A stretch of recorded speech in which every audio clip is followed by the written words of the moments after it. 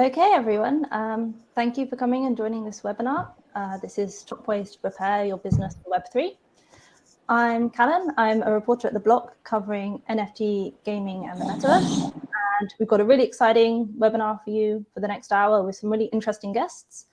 So I'm going to start off by letting them introduce themselves. Should we kick off with Auston? Hi there. Yes, my name is Auston. I'm one of the co-founders at Quicknode. We make blockchain infrastructure easy for companies.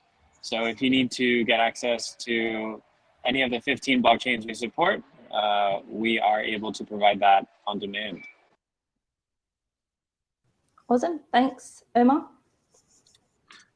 Hey everyone, my name is Omar Basali, founder and CEO of Center. We provide developer tools for crypto builders. What we do is we make it so that instead of spending, 2-3 months to build a minimum viable product of a crypto product, you can do it in just a couple of lines of code, get to market faster, and just ship things sooner for your users. Thank you. Nick? Hi, I'm Nick Swinmurn, the founder and CEO of the Hellebore broadcasting company. So we launch consumer games, brands, gameplay Hellebore, which is the first NFT-powered sports prediction game, and then launch community-owned brands along with that. And last but not least, Sandy. Hello, everybody. My name is Sandy Carter, and I am the SVP of our business development at Unstoppable Domains. And if you don't know Unstoppable Domains, you must. Unstoppable Domains is a digital identity for Web3. So with that domain, first of all, you don't have to pay gas fees. You don't have to subscribe. You own it. And then you can use that digital identity to travel with you through the metaverse, through DeFi applications. It really serves as your identity. You own your identity and you own your data. So really excited to be here. Thank you so much for inviting me as well. Awesome. And I almost forgot a little bit of housekeeping. So the way I'm planning to structure this is we're going to start off by talking a little bit about why Web3 matters for businesses before going into a bit more detail on how to get into it. And then we'll have 10 minutes at the end for Q&A. You can ask questions using the Q&A function. It's at the bottom right hand of your screen. So let's get straight into it. Big question. Why does Web3 even matter for businesses? Who wants to take it? I can start. I think that Web3 is crucial for businesses as we move forward. If I look at Web2, the data is owned by companies. And I think that that puts a big risk and a big distrust on consumers throughout the world. So for me, the big difference between Web2 and Web3 is ownership. So for businesses, many businesses today are looking at how they manage their data, how they control their data, what they do with their data, and users at the same time want to be able to own that data. They want to be able to know where that data is going. They want to know who's using it, how they're using it, when they're using it. And all of that is possible in a Web3 world. And that for me is a lot of power to give a business. It does disrupt businesses. It has them do things differently. But I think in the end goal, if you're customer obsessed, this is the right direction for your customers. And in the end game provides a lot more value for those customers as they move forward as well into the next generation of the internet. Anyone else that wants to take that question? I think I agree with Sandy on the long-term view. I think in the short term, a lot of businesses can benefit from Web3 just by augmenting their customer profiles, right? So if you have some data in a CRM about your customer base, enriching it with all of the information about their Web3 profile is probably something that's pretty valuable for them. Yeah, I think it also allows even non-technical companies to know who their customers are. If you're a clothing brand, you don't know who owns your shirt or the pair of shoes, right? So you can use Web3 to understand who at the moment owns an item from your brand. And then I think from gaming perspective, it gives you a way to transfer some tangible asset to your users and let them build value on their own. Take that outside of your ecosystem if they need to. So I think it's just a really good way for brands to add to brands and companies. There's a way to add it to any brand, any company, to either learn more or empower more. So that's exciting. I think I'd love to jump in. Oh yeah, sorry, I was going to say, and one other thought on that is that one thing that's really interesting about a lot of businesses is that when you look at the distribution of fans of their customers and how engaged each customer is, very often we start to see these distributions where like you have a small subset of users that are extremely engaged, and you have more users who are becoming more engaged, but you have this concentration of people who are really your true fans. One thing that I think is interesting about Web3 is that because it's permissionless, because it's decentralized, there are almost no boundaries, and it becomes so much easier as a business owner, as a business operator, to see who those true fans actually are. It gives your true fans the opportunity to really engage with your brand, to do things you didn't even realize they actually could do. And it's great in terms of evangelism and just attracting those people and giving them, the white space to do more and really help evolve your brand as it grows. So yeah, it's great for existing customers, and it's great for empowering customers that are already your big fan. Building off of that, Omar, I do see a huge difference in the community. So I think that's what you're getting at. If you are a company, the community on Web3 is so strong. In fact, I like to say, the project is the community and the community is the project. So, my previous company, Amazon Web Services, we'd always talk about customer obsession. This is customer obsession to the extreme, because you're actually doing your roadmap with your customer, your community. You're building things with them. You're hearing from them like daily. Everybody can hear from them. So I do see that strong community play too as a value point for companies that are looking at Web3. And I guess what stage are we at in terms of Web3 adoption in the business space? Early stages for sure, right? Like there's still so many Web 2 and traditional enterprises that are just at the very beginning phases of adopting crypto in their business. Yeah, I agree 100%. And I think to drive that point home, here's a good metaphor. Like, I think it's one good way to compare like Web3 and its potential impact is to think about what the internet did to businesses back in the late 90s. And my favorite comparison to give is that we're so early in the cycle. Imagine that if you wanted to put up a website for your business, simple, about us page with your phone number and address. And the prerequisite to doing that was you had to index the entire internet, just index every single page on the web, get data on every single page, and then you can put up a page for your business. That's sort of where we are right now. And that's sort of some of our mission, which is so that you don't have to do that. And instead you can go from idea to shipped very, very quickly. And just the fact that these opportunities still exist and nobody has done them really, really well shows you that like we're still in the very early innings of what this could actually be. And we think that by reducing that friction will help accelerate development, progress, and just help people make more cool things. Yeah, I agree. I like to say we're in the dial-up phase. If people remember the dial-up for the internet, so Omar was going for indexing. I'm going to go for the dial-up. We're super early. It's still hard, right? That's why we don't have a lot of mass adoption. If I was starting a new company today, I would do something on the UX and UI. The tech can be expensive. Like I would love to put everything on chain, but it's expensive. But even though we're really early, I would say, I would make sure people also hear that, this space is real. Like there are real things happening today. I'm already starting to see disruption of company and markets, and there are a gazillion opportunities that exist out there. So while we were early, we're not so early that we're not actually working and it's not already disrupting. Just look at Walmart. I was chatting with Walmart yesterday. They put up the metaverse. They had 95 million people come into the metaverse, which is built on Web3. I mean, those are phenomenal numbers. So, you know, I think we are early, but we are seeing real actions, real disruptions, and real opportunities. Is the Walmart one you're referring to the Roblox they launched? Yeah. Which is kind of like a good segue, because I guess we're talking about this quite generally.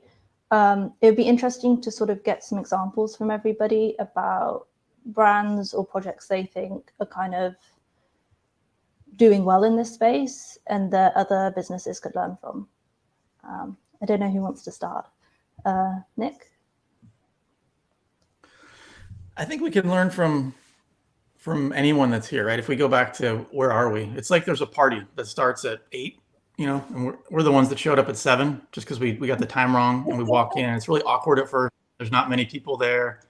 But then, you know, you talk to whoever's there because that's who's there. And then by the end of the night, you have some bond with those early people, and you kind of it's just a different vibe, right? So I think whether it's, you know, everyone's just experimenting. There's brands at scale that obviously can, you know, put something out and get a larger total number of people to try it. And then there's brands just starting right into Web3 with very small user bases that are still trying things that are just as exciting, right? And so it's kind of that.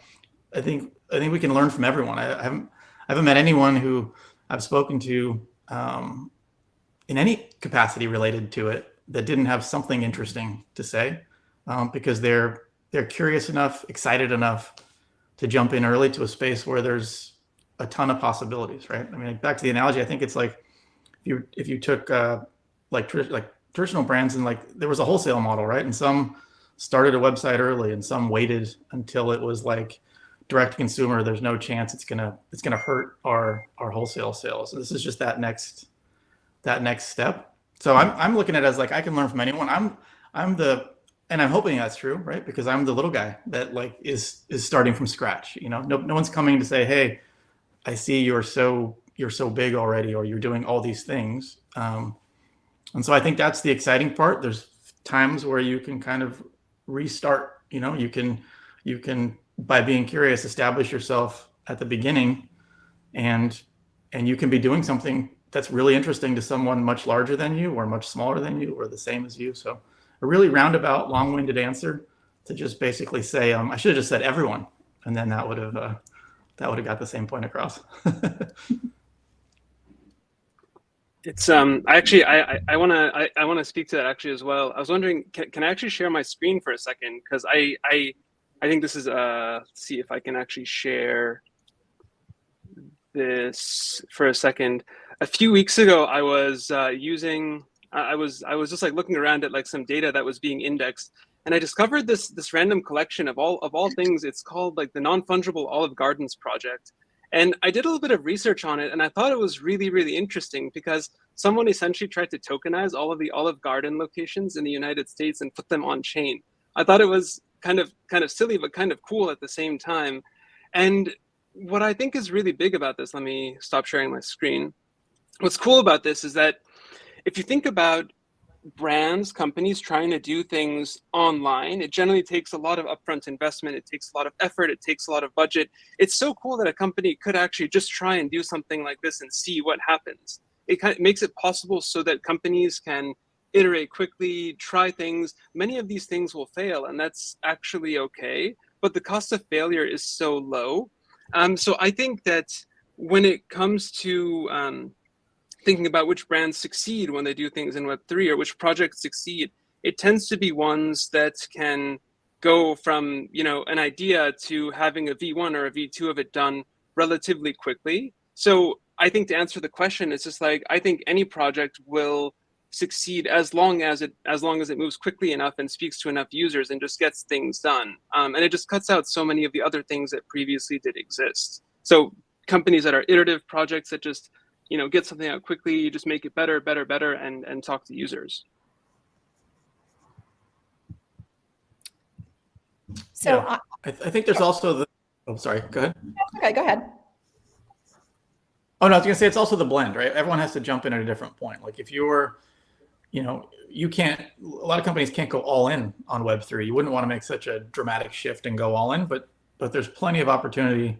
Like the Olive Garden example, just kind of dip your toes with it. And And that's interesting on a couple of levels, right? Because that could inspire someone like Olive Garden to think about what they could do, but it also inspires, anyone creative to say, "Oh, how could I interact with a brand that I enjoy in a way that could A, increase my relationship with them or enhance my relationship with them, and B, be valuable to them." And then it could just create this, create so many opportunities. So I think it's just, we get, the hardest part is not diving all in or diving headfirst in an empty pool, right? You got to jump into it, and it's and then if you're this tall, you can jump into this much water. If you're this tall, you can't. So it's depending where you are, you have to figure out what's the right amount of Web3 to right now put into your business, or what amount of resources to put into it.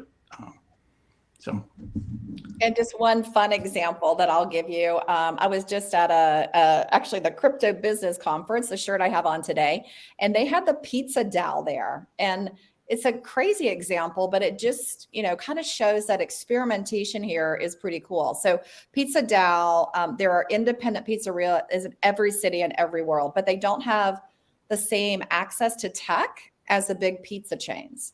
So the pizza dowel formed for all of these independent pizzerias around the world to gain some power in their supplier relationships and applying technology, really to exercise that financial power, just like a big pizza chain has. And it was really fascinating. So they threw a global pizza party to celebrate independent pizzerias. They created an NFT. A month later, they created a pizza box that would contain the pizza. It raised 330 ETH. And because the trust that the DAO was able to build up with its network, all the proceeds from the launch went to this free pizza in all these different countries, so people could try it out. It was $300,000 worth of free pizzas. So why do I love that example? I love that example because I think that DAOs, or a distributed autonomous organization, are going to really grow up. And I think people are experimenting with them right now. So I love that example because it's an example of how independent businesses can come together, execute on a strategy, get organized, and then create something that has a really interesting outcome. It's not as sexy as Nike and their tennis shoes, or what Walmart has done, but I think equally as powerful in the space as well. Yeah, that's a good point, because I think a lot of the time we focus on what big corporations are doing, Pepsi NFT drop, things like that, and we forget that there's also the giving power to sort of independent businesses as well, right? Mm-hmm. And globally, it's not just a US thing or a thing in Europe. It's a global thing, right? And they brought together all these global businesses. I think that's a real power, is that power of community again. Definitely. I want to go back to adoption a little bit, because when you're in the space, you can talk with people about NFTs, about DAOs, and people know what you're talking about. For me, my kind of weather vane of what people not in the space know about is my mum. So when I kind of try to explain things like NFTs and DAOs to her, she's just like, "What?" No. And I think that's still something that a lot of people think, right? For Web3 to be successful for businesses, there also has to be an aspect of onboarding more people, right? Do businesses have a role to play in that, or do you think that has to come from somewhere else? I can. Oh yeah, go ahead. Yeah, I think that it's a shared responsibility among all participants in the ecosystem. That is to say, everyone from the protocol level to the wallet level to the business that is bringing a Web3 experience to their customers has some responsibility to make it easier to onboard, right? So the fact that a private key controls all of my funds, not necessarily the best experience if I want to, have a loyalty program or a loyalty reward at Starbucks. And I think that sort of on that point, when it comes to onboarding folks into a new technology or onto a new platform, I think that the most people get onboarded when the technology becomes invisible. And what I mean by that is, if we think about, Callan, you mentioned your mom and like onboarding her onto Web3. Let's say that she uses Facebook or Twitter. What's nice about Facebook or Twitter is that Facebook is just Facebook. It's not a PHP cloud-based social network. It's just Facebook. And I think that's because the focus becomes on what the technology does for people, not necessarily how it works. So I think that the really great business adoption stories of crypto will actually be, you'll actually have to look for them because crypto won't be in the headline, right? In the press release, it's not going to say so-and-so business releases crypto-based thing. It's going to say business releases thing and it's awesome. And then like somewhere in paragraph 7, how does it work? Oh, it uses these constructs from this technology, which is really, really cool, right? I think that this is something that it's with any new technology, right? It's very exciting at first and it's very interesting. And there are all of these, futuristic ideas. But when we think about overall utility, like right now we're on a webcast and I have no idea which internet connection you guys are on, but we can still chat face to face, right? And it's by not having to know about all of those details, but still having a much better user experience. I think that's what true onboarding is going to look like.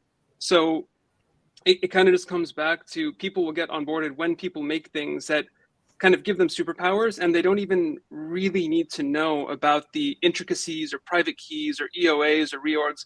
Basically, when people can take their property and take their things with them, from one brand to another, from one country to another, without really thinking about walled gardens, I think that's what the true onboarding will actually be.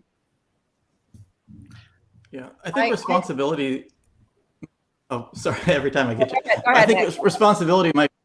Sorry, I think responsibility might be the wrong word too, right? It's whose opportunity is it? Because responsibility makes it feel like, hey, this thing has to happen. One of us has to make this happen, and that feels a little bit rushed and like we're forcing it on someone. It's more like, if I'm going to launch something, then it's my opportunity to make that onboarding process as simple as possible. If I'm doing something behind the scenes, which can eventually make this invisible, then it's my opportunity to do that because I'll benefit from that. And I think that's the part where, as the people who are leery of Web3 or haven't discovered it yet, if it feels like work or like a job, or hey, you can play around with this, but then it's your responsibility to then onboard your friends, that's when it gets a little strange. So I think it's because we're so early and we're waiting for things to happen, it feels like that.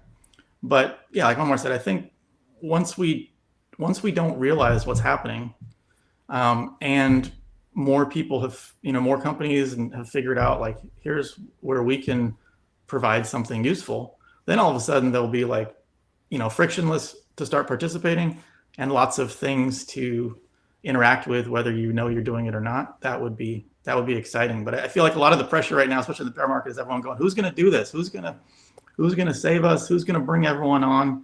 And everyone's just going to keep looking in circles until, but it's also a great opportunity for people that are curious. So I agree with Omar and Nick and some of the comments that they made. And I wanted to share 2 examples of things I think are really cool in the space for bringing on a broader group of people. And Helen, you talked about your mom. So we actually designed something with Blue Studios, which I love. It's a female-founded company, Blue Studios. And we're working with them on something called the Wallio Wallet. And the cool thing about it is it has permissions for up to 8 people in the wallet, and it's designed as a family wallet. So grandma, grandpa, mom and dad, aunts and uncles, kids all participate and leverage a single wallet, the family wallet.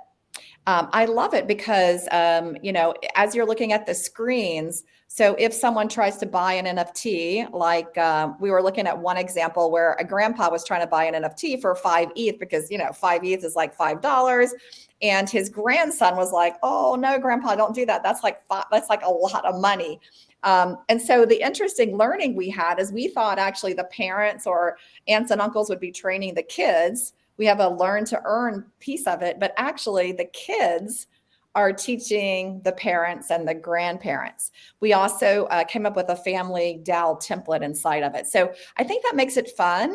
What we're also hearing is it brings families together, like grandparents are actually talking to grandkids because of this family wallet. People are interested in it. Like they want to discover it. They want to learn about it. And then the second thing that we did is we launched a group called Unstoppable Women of Web3. So we found, obviously in the space, there's only 8% women today in the space, but we found a lot of women interested in it, but they didn't know how to get started. So we launched a set of education streams like Web3, Metaverse, Creator, if you're creating something, fashion, so that you could go and learn about it for free. At the end of the class, you get a NFT badge. Maybe some connection problems there. We wanted to proceed forward. And then yesterday, we actually just announced our classes in Spanish. We had so much demand for Latinas. We announced the classes for Spanish, and our goal is to train 5 million Latina women in this space because they're so interested in it, but in their native tongue as well. Awesome. I will pitch the idea of a family DAO to my mom next time I see her and see how that goes down. Yeah, why not? But let's change track slightly and kind of talk about how businesses can make this happen, right? What's the sort of nitty gritty kind of things they need to think about if they want to launch in Web3? My first question is, where does Web3 fall in like the traditional company structure? Is it the tech team? Is it marketing? Who's looking at this? I'll start. I think it depends on the organization, right? Like if you're a Burger King, it's gonna probably fall on marketing, right? If you are, like an Olive Garden, it might fall more in tech, right? Or whoever handles the loyalty. Yeah, I think it's more than likely going to be different for every single company. In some companies, it might be like a auditing or compliance team that is, trying to get data from Web3 to ensure that customers or clients or whatever other parts of the same organization are actually in compliance. So, I think you're just going to see a lot of different departments making use of it because it is general purpose technology. I think it should be, a combination of two departments, whichever one they are. The first one saying, why are we doing this? And then the second one that decides why would anyone externally want to interact with us that way, right? So that'll depend on the industry you're in and the company and the product building. But those are those are always the riskiest parts of something new is people are like, we got to do it. And they just do something. But, I think if it's fun to build stuff and it's not that fun when you build something that no one wants. And it's not that fun to,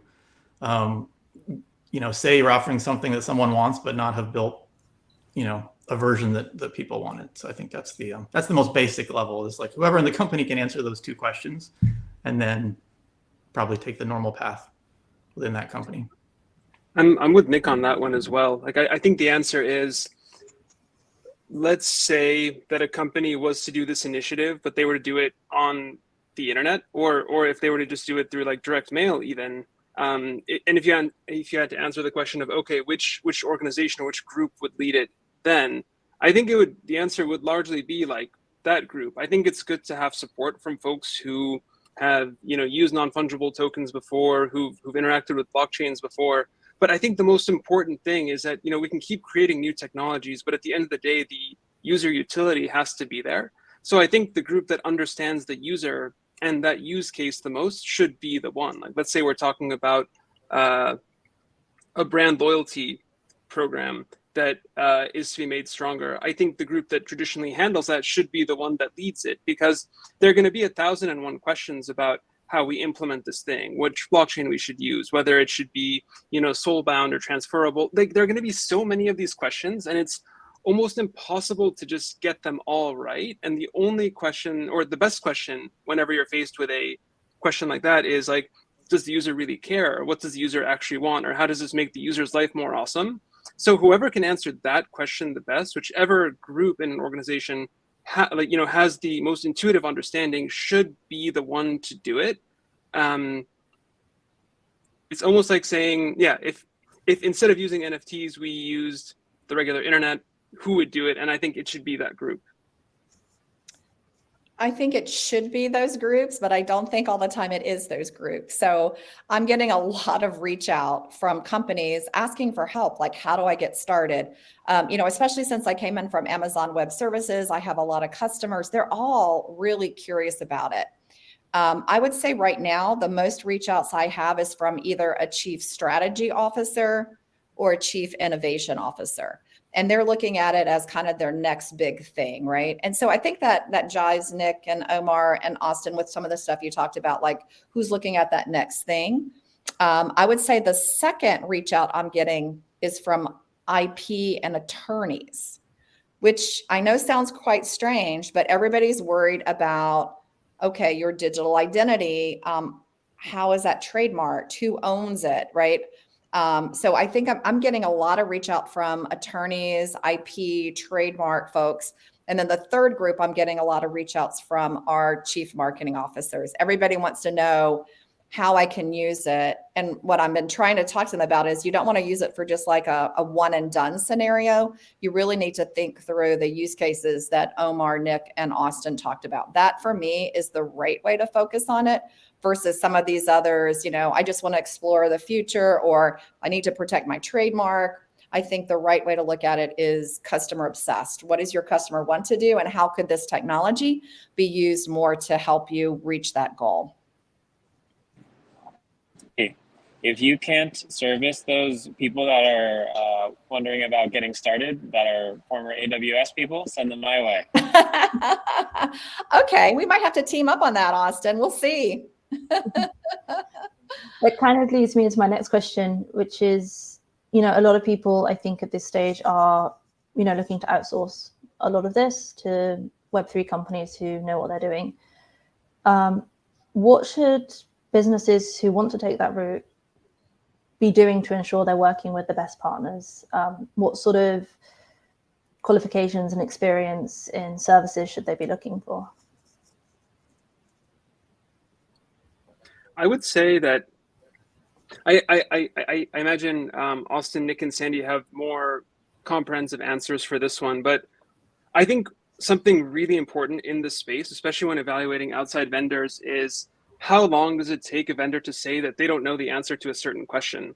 And the reason why is because there's no such thing as like a Web3 expert with 20 years of experience, because the Bitcoin white paper was like 2008, 2009. So people know what they're doing to varying degrees, but the space moves so rapidly. Like I was at Coinbase and I led the new assets group for 3 years. And even there, I felt like I was being left behind, and I felt like I wasn't able to keep up with the latest and greatest. So the space moves so quickly. And if you meet someone in crypto who, has an answer to every single question, who doesn't know the limits of their understanding, that might be someone who's so set in their own ways, because it moves so much more quickly than the traditional business environment does. It moves so much more quickly than normal things do.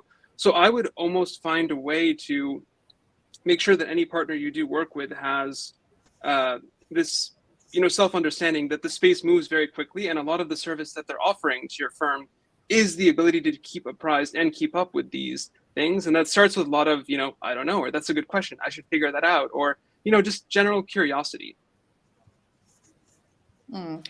I would say that my advice would be, because of the strong community in Web3, I think it's great when companies are just starting to partner up with someone in the Web3 space. So, to Omar's point, not someone who is a know-it-all, but someone who can bring in an understanding and a credibility to introduce what you want to do with your community to this Web3 world, because I do believe the community is so strong and that if you have a misstep, it's really painful because the community will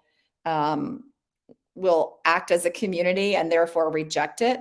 I've seen some big missteps that should be avoided. And I think if, in particular, some of the Web 2 companies would partner with a Web 3 company, I think it's very helpful. So, some great examples that I've seen, Polygon with Starbucks. Polygon has a lot of credibility in the space. They're really strong. So they're working really well together. I think Nike did a great acquisition in the Web3 space. I think that's helped them to understand what's really happening in the space. So I think as companies come together and they're leveraging, look at Lazy Lions and Puma, for example. I think that was a great partnership. I do believe that partnering with a strong Web3 company is the right move. Yeah, I think from our experience, right, it's got to be a lot of communication, like way more communication than at other times, because things do move so fast, and people are figuring it out as they go along. And so it's one of those things you can't really say, hey, yep, today we agree, let's build this, and then it's going to take 90 days. Great, see you in 90 days, because somewhere along the way, someone's going to pop up who built some piece of that's already like, oh shit, they made that a lot easier, or we hadn't looked at it that way. And so, or there's going to be, you're following it faster and the person building is just trying to learn and build. And then you're saying, oh, hey, that's going to be obsolete, right? So the worst case scenario would be partner with someone, create a plan based on today, and then just leave them to go away and do it. I think you're taking a big chance that by the time you put something live, it's no longer relevant or exciting.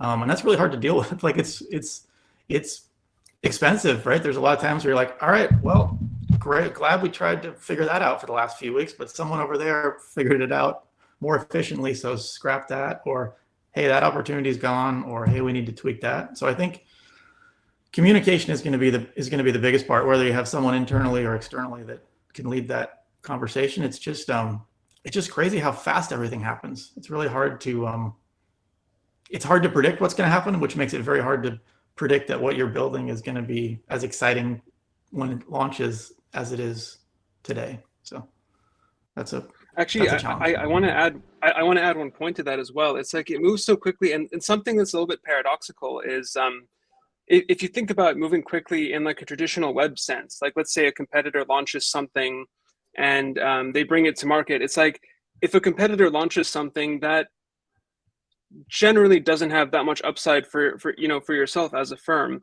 but in Web3, because it's open, like let's say we're talking about somebody releasing a smart contract and another company launches a smart contract. What's really interesting about that is, in order for that contract to really be accepted by the community, it has to be open source. It has to be published on GitHub so that people can audit the code themselves and review it and really, trust and understand what it does.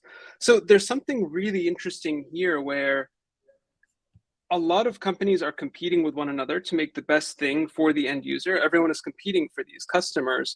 But in the process of doing that, they're open sourcing and making available a lot of their core intellectual property. Things like the actual brand is kind of another class of intellectual property as a whole. But when it comes to things like source code, things actually required to run a smart contract, it's pretty impressive how open the community is and how willing people are to share with one another. Like a couple of months ago, I did a project with Uniswap where I wrote the Uniswap V3 liquidity mining contract, and I think at its peak that was holding probably like 8 figures worth of different currencies. And what's so interesting after that project, in my head, I never said, oh, what if I didn't open source this project? Like, in order for something to succeed, it has to be open, it has to be shared, and people have to be able to see it, trust it, and verify it. So there are just all of these really interesting questions that show up around what ends up being the very, very intellectual property. Also, through that vein, the one other thought I wanted to share is that I think that for almost all things that end up being successful brands and campaigns in Web3, they're almost always thought of as an amalgamation of other Lego bricks. Let's say that I was speaking with a firm and they said that they wanted to do a project, and the first thing they wanted to do was rewrite, the ERC 721 standard, the NFT standard from scratch. I would kind of say instantly no, because so many of these great building blocks already exist. So I would definitely find people who prioritize building, but at the same time understand that so many of the great things are already open source, and their jobs are to integrate existing things as opposed to starting from scratch and reinventing the wheel. Obviously, people will eventually need to reinvent the wheel. They'll need to do things that are very, very custom, but it's just amazing how much you can do to get started with open source components that are already available on GitHub. I think my answer to this question really depends on the size of the organization and the size of the budget. If you're like, let's say Miami Heat, you know, you would probably want to go to a consulting firm that has like a pretty strong group focused on blockchain. My personal favorite here is Young, EY. They have a really great blockchain focused department.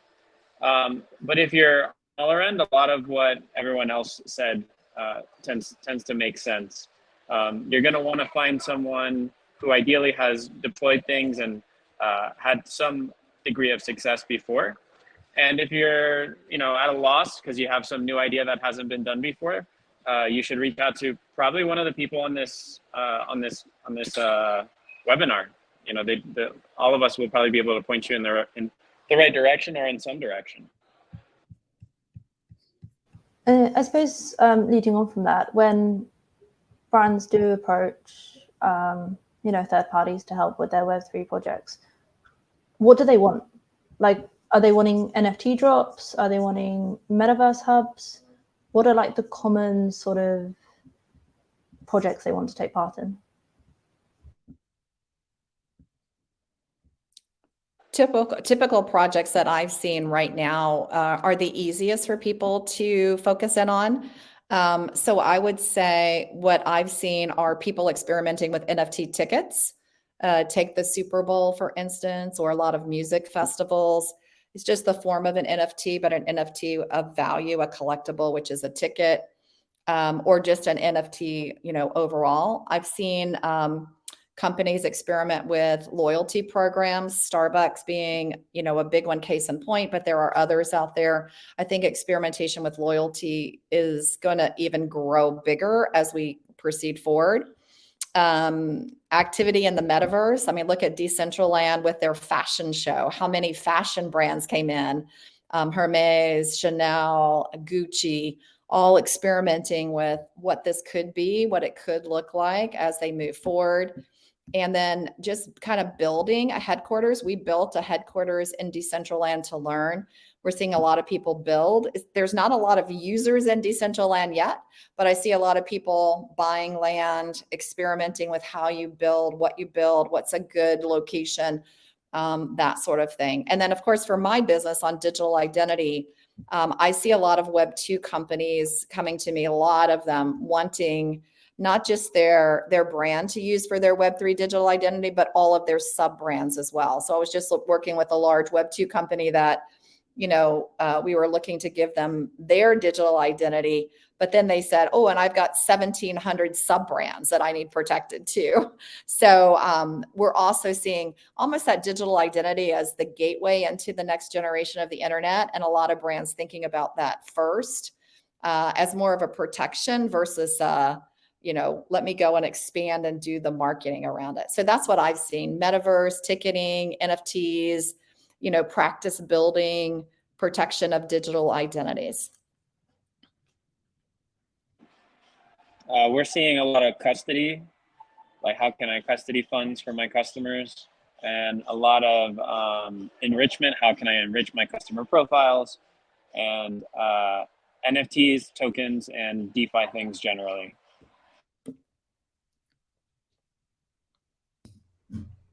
Yeah, I'm in a smaller space with smaller, brands or brands that are outside of the NFT space. And the most common thing is like, what's the first step, right? And I think my advice is always the first step is the thing we can't do in the future is yesterday, right? So even just basic things like commemorating, like, hey, I was here yesterday, right? Whether it's in a little collection that just says I was early and I was that early, or hey, on this date we did this thing. It seems trivial, but it's very simple, and it's a very lightweight way for fans of a brand to understand, like, oh, okay, how would I get this and why would I get this? And it could just be as simple as just to say, you know, just to prove you were here, and in the future there may be some utility added to it. But I think it's like, you know, I tend to always overcomplicate what someone can do who's not really going to become a Web3 company in the next X years. They're just trying to do something fun and simple and find out their why, right? And the why would be, it's going to be a distraction in a lot of times to try to do something to try to figure out if that makes sense for your brand. But it's just very simple things like launch a collection that's just, you know, I think Angel City, the soccer team, right, did one just saying, hey, let's commemorate our first game. You have an NFT from our first game. Like, it's just so basic.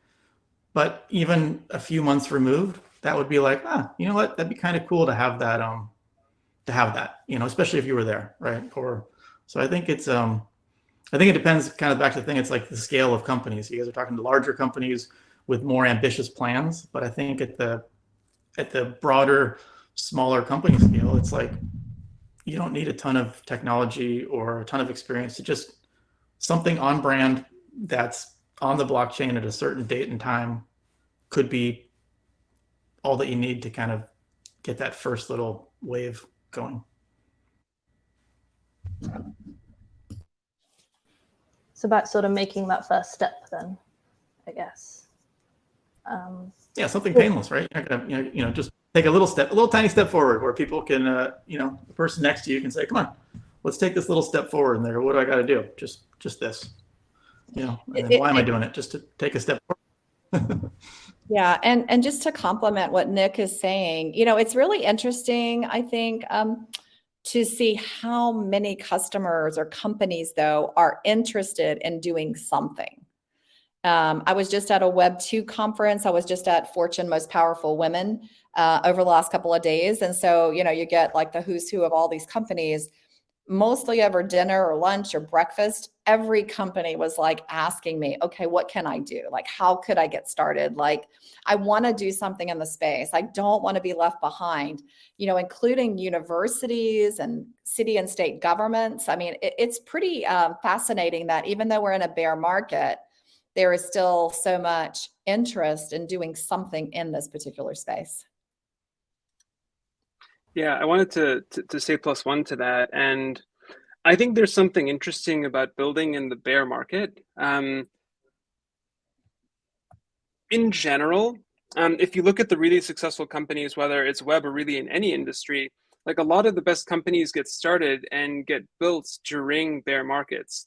And one of the reasons why is because when everything is growing really, really quickly and there's, you know, 100% year-over-year growth in prices and whatnot, you'll succeed no matter what, and you might succeed in spite of yourself, not necessarily because of your own efforts. So there's this interesting dynamic where projects that get started now and succeed are more likely to have succeeded because of their own efforts. So to kind of like take that all the way home is like, when is the best time to start something? Like yesterday, when is the second best time, you know, in a bear market? Because it's a really good filter for making things work. Definitely. So I was hoping to do the last 10 minutes and have like a Q&A from the audience, but nobody has asked any questions. Yeah, if you want to ask a question, there's a little button that you can use in the bottom right hand of your screen. But I will kick it off and ask a question of my own. Metaverse hubs. I mean, this is something that really fascinates me. You know, to be honest, I go to Decentraland a lot, and I kind of walk around these hubs, and they're cool, but like they're kind of empty. I'm just kind of interested in, what do you think about, you know, companies that build metaverse hubs, and how can they make them successful? I can speak to that one quickly, which is the idea that when you measure the success of any project, like a metaverse hub, you could choose to measure like, you know, the, you know, MAU, like monthly active user count, for example. And that is one way that you could measure it. You could also, but it's also really interesting to look and see if there's a small concentration of users that are really, really engaged, right? Like if you consider something where every month, like maybe 10% of the users account for like 90 or 95% of the usage, I think it's interesting to kind of like double click on that 10% and double down and figure out what they're doing, because you may have found product market fit in that use case specifically, but not necessarily in the broad one. And I think like the very, large scale metaverse hub, sort of as people are intending, will probably emerge from like a small, metaverse hub, which starts with really just like one or two individuals just interacting there. So it's like start small and then let it grow big, instead of starting and like on day one, just looking at very, very high level aggregate metrics. For sure. Yeah, sorry, Sandy, go ahead. Oh, I was just going to say, I think that everybody is experimenting today. So I think you need to determine what your goals are. Like, why are you setting up something in Decentraland, for example? Because we know there aren't that many people there yet. Are your goals aligned with what you're trying to do? So I would actually say, even though I don't know if they call it the metaverse, but like Epic Games is doing some epic things with what I would call the metaverse. I mean, their concerts in the metaverse are packed houses. So if you're looking for a lot of engagement and users as your metric, I think that that's a great way to look at who's doing well, who's got the traction. A lot of games today are ahead of the other spaces, and I would consider games part of metaverses as well. So I think you really, for any brand looking at going into this space, I think you need to define, how would you determine success? So we launched our headquarters in the metaverse for our Unstoppable Women of Web3. And we had goals of 1, building community with our members, 2, learning about what it took to build the metaverse, and 3, educating others and how to build an avatar and how to get started in the metaverse. And for us, we exceeded on all 3 of those goals. I wouldn't say that we had thousands and thousands of people there, but like for our kickoff, we were hoping for about 200 women to come in and to learn more by creating their avatar and actually doing it, not listening to someone lecture, but actually getting in there and learning and doing. So I think it's really important, as you're looking at some of these experiments, that you look at your goals and what you're hoping to get out of it. And I advise customers to do different things based on what they're looking for. So I know Kathy Hackle and Journey worked on the metaverse space, and they had very specific goals for what they were looking for, reaching a particular audience and a particular segment, a particular age group, a particular buying profile. So they were very specific in how they were going to look at success or non-success. And I think that's really important for any brand trying to do anything in the space.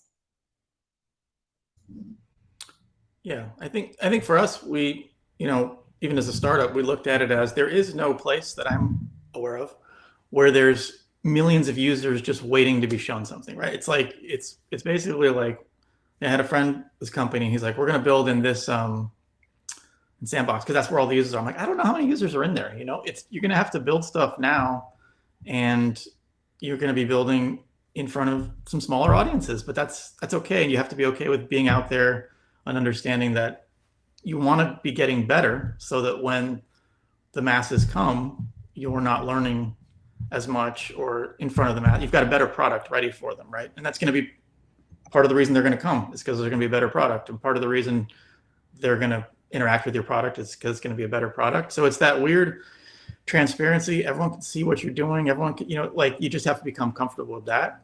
And so I think without that why, if it's just like trying to capitalize on an amazing opportunity that exists today, it gets a little tricky. You kind of find yourself like, and it's a weird, everyone's self-conscious. So you look at it and you go, oh my God, this is only happening in front of this many people, or hey, people aren't, interacting with this the way we had hoped. But then it's like, okay, well, that's just, the good thing about it is, well, that's the reality. So now you move on to tomorrow and we figure out, okay, what can we change? What can we learn from the people that are using it to make it, what friction can we reduce? And so that's the exciting part. But I think it's kind of one of those, where is everyone? Well, everyone's not as big yet as we want. Everyone's looking at it, but not everyone's, it's kind of like, I guess that's like having a bar, right? And there's a ton of people walking up and down the street, but they're not quite sure where to go yet, which one to, there's not an extensive rating system, or where they're looking for a restaurant. There's not as many user reviews as they'd all like. So they just kind of don't know. That place looks a little daunting. Should I go in there? And then, but yeah, I've kind of lost the plot. I got to say, Auston, we need to attach music to just the feed of your video, because with that background, it almost seems like a photo shoot or a music video. I think if you just played music with you moving around with that thing, it would actually be probably pretty good content. Nice. Yeah, I mean, and I guess with the bar analogy, right? Like, even if people are walking down the street looking for a bar, they're never going to choose the empty lot, right? Yeah. Or every bar starts empty, right? Someone's got to come in, and then people have to see them having fun, or see them leaving and going, "Hey, what was it like in there?" And they're like, "Oh, it was awesome. Why are you leaving?" "Well, it's 4 a.m. I got to go home." That's different than, well, it's 9 o'clock and it was kind of dead in there, So we got to get to that point slowly. Yeah, definitely. We've got a couple of questions. I'm going to go with the one that's got an upvote. What's the biggest untapped opportunity that you see for small businesses in Web3, and what about large businesses? And that's from Nora Chan. I would love to start on this one. Go for it, Auston. Go for it. Cool. Yeah. I think one of my favorite kinds of small businesses is restaurants. And where I live in Miami, it's getting harder and harder to actually go in without a reservation. So I think a very big opportunity, maybe not the largest, but a very big opportunity for small businesses like restaurants is making reservations NFTs, because it opens up the secondary market revenue stream. If I want to buy a reservation from someone the day of, I can just go on, I don't know, OpenSea, Magic Eden, whatever, and buy it, rather than,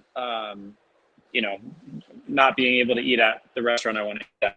And this is already sort of happening, not with NFTs, but just by finance pros in New York who are financializing restaurant reservations by creating markets for them. Yeah, one thought that I wanted to add that's actually related to that is, I think that some really interesting trends are, when you think about small businesses and large businesses, it's an interesting distinction. What I get really excited about are who are small business owners that want to become owners of large businesses? How do we help a small business become a large one? And how do we help them make that transition? Very often the difference is going to be scale and distribution and reach. And the fact that if you are a restaurant, for example, you're kind of constrained to your local geography. You're, specifically where you are, and you won't get someone from like across the country to come to your restaurant. But when you really think about what a restaurant is, it's the food, it's the experience, but it's also the brand. So I think that there are a lot of really interesting opportunities to take really, really, really high quality small businesses, give them global reach, and maybe eventually become a large business in ways that couldn't have been done before. Yeah, it was interesting because at this conference I was just at, the SBA just presented on the top 3 challenges that small businesses have today. One is preserving a good reputation, which I think would be a great use case for, using badging and profiling and reputation elements of Web3. The second is in retaining and upskilling their employees, which, we've been working on a way to provide certificates and training for free to employees. I think that would be a really interesting one, because most of the education she said that employees are looking for is not specifically in what they're doing, but more about, leadership or new trends or that kind of attrition. And then the third one is, how do I get more powerful buying power? How am I able to influence my suppliers so I can get my costs down, so I can maximize my profit? And here, I love what that pizza DAO did in assembling all these small businesses to get that buying power, much like the Constitution DAO did, right? Where they presented themselves as a single buyer to buy the Constitution. The pizza DAO assembled all these small companies. So I think for the top 3 challenges that small businesses have today, Web3 could play a role in helping to address all 3 of those. Yeah, it's interesting. Even as you guys talk, like mind is spinning because even how could you use Web3 to go from small to large? You know, like we have a coffee concept, and we were talking about it yesterday. And like, why can't we build the next Starbucks, right? Why can't we build the next big coffee chain? And we start looking at it like, you know, you go through those delusional but aspirational conversations, and then or not delusional at the moment, delusional, but then so then you think to yourself, like, you look at Web3 and you go, oh, we can establish this brand. But I hadn't really thought about it until right now about, okay, you can integrate Web3 in a lightweight way to help build the brand and kind of seed the foundation for more in the future. But I hadn't thought about, well, how could we integrate it now at the formation launch stage to potentially have a separate path? We're just looking down for like, how will this help us connect, grow, expand our footprint, you know, more rapidly than we could without it. So I think that's really interesting points that you guys brought up that I'm sitting here kind of in real time trying to apply to, like, hey, don't forget this before the end of the conversation. So. Yeah. Well, unfortunately, it is the end of the conversation. I want to apologize to Nora and Victor Nora, that I didn't get to your other question, and Victor, that I didn't get to yours in the chat. But thank you so much, Omar, Sandy, Nick, Auston, for taking part and giving your insight. And thank you to everyone who joined and stayed watching until the end. You know, wherever you are, have a great morning, afternoon, and evening. Great. Thank you again so much for having us. Thanks, everyone. Thank you. Yep.